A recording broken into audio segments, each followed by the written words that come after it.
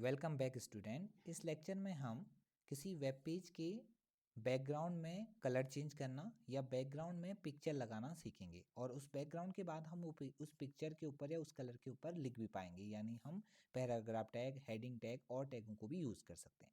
चलिए आइए से स्टार्ट करते हैं।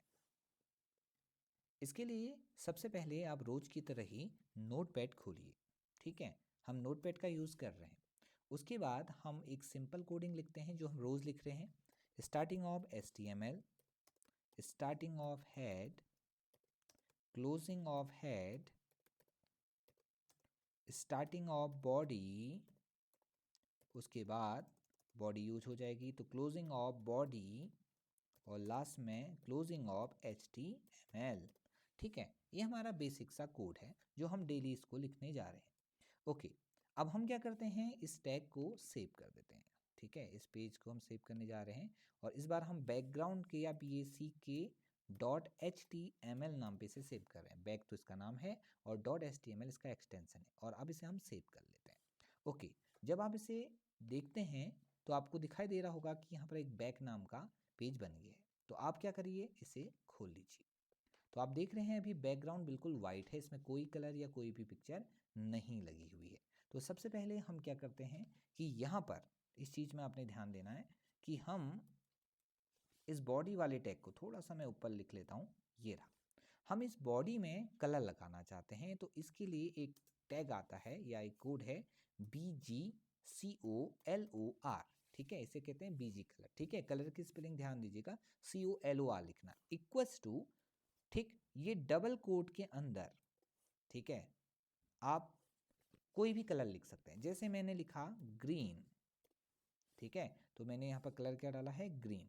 तो आप देखिए, ये थोड़ा सा इसमें बड़ा कर देता हूँ मैं आपके लिए। ओके, ये देखिए। ठीक है, तो हमने इस टाइप से लिखा बॉडी के ही अंदर बंद होने से पहले स्पेस देके BG कलर इक्वल्स टू, फिर डबल कोट के अंदर ग्रीन। मैंने इसके बाद कहीं पर भी स्पेस नहीं दिया हुआ है। अब आप इसे फाइल को सेव कर लीजिए। जैसे आप सेव करते हैं और इसे रिफ्रेश करते हैं तो आप देखिए ये पूरा बैकग्राउंड क्या हो गया है, ग्रीन। आप चाहें तो इस कलर को चेंज भी कर सकते हैं। ठीक, अब जैसे मैं इस ग्रीन की जगह पे लिख देता हूँ रेड, RED। ओके, और इसे कंट्रोल सेव कर लेते हैं। कंट्रोल सेव करने के बाद हमने जब इसे चेक किया तो इसका कलर क्या हो गया है, अब रेड हो चुका। तो इस तरीके से हम बैकग्राउंड का कलर बदल सकते हैं। हम कलर कोड का भी यूज़ कर सकते हैं जो कि नेट में आसानी से आपको मिल जाते हैं। ठीक है, जैसे इस रेड की जगह पर इसका रेड का कोड भी लिखा जा सकता था। रेड का कोड ढूंढने के लिए बाकी आपको डिस्क्रिप्शन में भी हम इसका लिंक दे देंगे, लेकिन आप नेट से इसको कोडिंग को ढूंढ सकते हैं। जैसे #FF1234, ये 4 जीरो, इसे अगर हम फाइल को सेव करते हैं तो ये भी कलर रेड का ही है। अब रेड है तो रेड आपको अंदाज नहीं आया होगा, मैं कोड बदल देता हूँ, मैं इसे ग्रीन का कोड लिख देता हूँ। तो ग्रीन का कोड होता है #00FF फिर 00। ठीक है, 00FF00। अब मैं इसको सेव करने जा रहा हूँ और याद रखिए कोडिंग को डबल कोड के अंदर देने की ज़रूरत नहीं है। तो ये ग्रीन कलर का हो गया। ठीक है, एप्पल ग्रीन कलर का ये हो गया। तो हम बैकग्राउंड कलर को, अगर हमें कलर नोन है तो लिख लेंगे, अगर कभी हमारा कलर शो नहीं करता है तो नेट से BG कलर कोडिंग करके सर्च करके देखेंगे तो हमें वो सारे कलर नज़र आ जाएंगे। और फिलहाल हम डिस्क्रिप्शन में या इसके वीडियो में ही हम इसके कलर कोडिंग की कुछ लिस्ट आपको प्रोवाइड करवा देंगे। ओके, अब बात आती है, हम इस बैकग्राउंड कलर की जगह पे यहाँ पर एक कोई इमेज लगाना चाहते हैं। तो ये जो BG कलर है इसकी जगह पे आपने इमेज लिखाना है। तो आपको यहाँ पर बैकग्राउंड लिखना है, खाली BG कलर की जगह बैकग्राउंड, BACKGROUND, ये है बैकग्राउंड। फिर इक्वल टू डबल कोट बंद, इस डबल कोट के अंदर ही आपने कोडिंग लिखनी है। ठीक है, ओके, तो हम क्या करते हैं, सबसे पहले हमें लोकेशन की ज़रूरत होगी। तो कौन सी पिक्चर लगाना चाहते हैं पहले उसे देख लेते हैं। तो सबसे पहले क्या करेंगे, इसे दोनों को मैं मिनिमाइज़ कर देता हूँ। ठीक है, तभी कलर भी हट जाएगा क्योंकि हमने मिटा दिया है। मैं जिस पिक्चर को लगाना चाहता हूँ, सपोज वो ये है, ये वाला, इसको लगा देता हूँ। क्लियर है ना। ओके, तो सबसे पहले हम इसमें राइट क्लिक करेंगे और इसकी प्रॉपर्टीज़ में जाएंगे। प्रॉपर्टीज़ में जाने के बाद आप इसकी प्रॉपर्टी में जो लोकेशन वाला है इसे कॉपी कर लेंगे। ठीक है, तो लोकेशन को कॉपी कीजिए और अपने नोटपैड को ऑन करके सबसे पहले यहाँ पर लोकेशन को पेस्ट कर दीजिए। तो पेस्ट, लोकेशन पेस्ट होने के बाद आपको ये बैकवर्ड स्लैश नज़र आ रहा है, तो अपने कंप्यूटर से इसमें एक बैकवर्ड स्लैश डालिए। तो ये रहा बैकवर्ड स्लैश। ओके, उसके बाद आप फिर से उस फाइल में जाइए जिसे आप लगाना चाह रहे हैं। तो हम इसे मिनिमाइज करते हैं और आप देख रहे हैं इसका नाम, उसके बाद चाहिए इसका नाम, तो नाम है बैक, तो हम इसे भी कॉपी कर लेते हैं ताकि कोई भी गलती हमसे ना हो।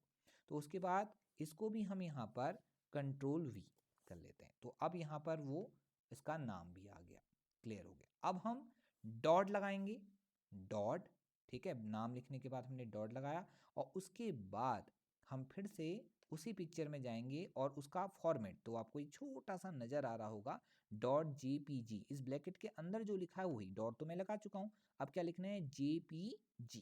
तो ठीक है, तो आप फिर से जाइए और यहाँ पर लिख दीजिए JPG, ठीक, और डबल कोट तो बंद ऑलरेडी है ही, नहीं तो आपको बंद करना होगा और फिर इस फाइल को क्या कर दीजिए, सेव कर दीजिए।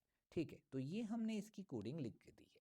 तो आपको ये नज़र आ गया होगा कि बॉडी के अंदर फिर बैकग्राउंड के बाद डबल कोट करके सबसे पहले मैंने उसकी लोकेशन बताई, लोकेशन देने के बाद फॉरवर्ड बैकवर्ड स्लैश लगाया, उसके बाद फाइल का नाम, उस फोटो का नाम, फिर डॉट करके उसका मैंने फॉर्मेट डाल दिया है कि वो किस फॉर्मेट का है।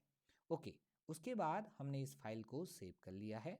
ठीक है, तो हमने इसे सेव कर लिया है। अब हम इसको पहले छोटा कर लेते हैं और इसको अब ज़रूरत नहीं है, इसे भी हटा लेते हैं। और जो हमारा पेज है जो ग्रीन हुआ था उसको हमने पहले यहाँ सेव कर लिया है, ध्यान दीजिएगा।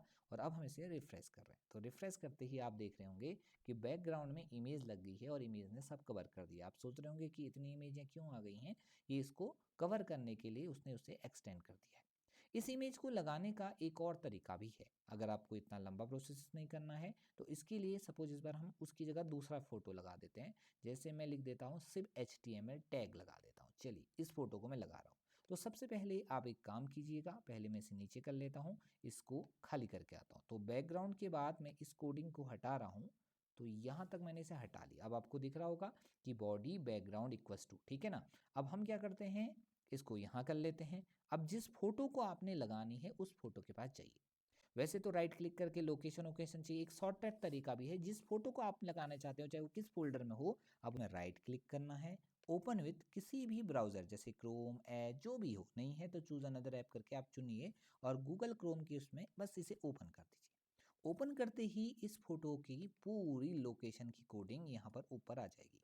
इसे आप कॉपी कर लीजिए, ठीक है, अब इसकी ज़रूरत नहीं है, आप बंद कर सकते हैं।